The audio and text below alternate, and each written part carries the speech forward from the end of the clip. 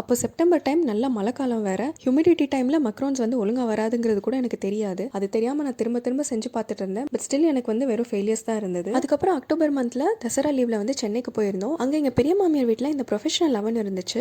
To my surprise இந்த அவனில் first அட்டம்ப்ட்லேயே மக்ரோன்ஸ் எல்லாம் சூப்பராக வந்துச்சு. ஒருவேளை அவன் தான் ப்ராப்ளமாக இருக்குமோன்னு நினச்சிட்டு நம்ம கன்வெக்ஷன் அவனில் பண்ணுறதுனால தானே ஒழுங்காக வரலன்னு சொல்லிட்டு ஓடிஜி வாங்கி ட்ரை பண்ணி பார்த்தேன். அது பார்த்தா மோட் செட்டிங்ஸும் ஒழுங்காக வைக்க வராமல் சரியாக ட்ரையும் பண்ணாமல் ரிசல்ட் எல்லாம் இந்த மாதிரி ஆயிடுச்சு. அதுக்கப்புறம் பல ட்ரையல் அண்ட் எரருக்கு அப்புறம் இந்த பிக்சரில் நீங்கள் பார்க்குற மாதிரி இதுதான் ஃபர்ஸ்ட் டைம் எனக்கு மக்ரோன் ஒழுங்காக வந்தது. அதுக்கப்புறம் இந்த பிக்சர்ஸ் எல்லாம் எடுத்து நான் ஃபேஸ்புக்கில் வந்து நான் அப்லோட் பண்ணதுக்கப்புறம் எனக்கு கிடைச்ச ஃபர்ஸ்ட் மக்ரோன் ஆர்டர் வந்து இந்த ப்ளூபெரி மக்ரோன் ஆர்டர் தான். இந்த ஆர்டருக்கு அப்புறம் வரிசையாக எனக்கு நிறைய மக்ரோன் ஆர்டர்லாம் வந்ததுங்க. இதெல்லாம் பார்த்தீங்கன்னா நான் இது வரைக்கும் பண்ண மக்ரோன் ஆர்டர்ஸ். என்னதான் இந்த மக்ரோன்ஸ் எல்லாம் செய்ய கற்றுக்கிட்டு இத்தனை ஆர்டர்ஸ் நான் செஞ்சாலும் ஆர்டர்ஸ் வராமல் இருந்த டைமில் ஒரு பெரிய கேப்பை விழுந்துருச்சு. அந்த டைமில் பல டெக்னிக்ஸ் எல்லாம் நான் வந்து மறந்துட்டேன். அதனால மறுபடியும் என்னோட மக்ரோன்ஸ் எல்லாம் சொதப்பல் ஆகிட்டு இருந்துச்சு. ஸோ அது என்னென்ன மிஸ்டேக்ஸ், அது எப்படி நான் ஃபிக்ஸ் பண்ணேன்னு நெக்ஸ்ட் வீடியோஸில் சொல்கிறேன்.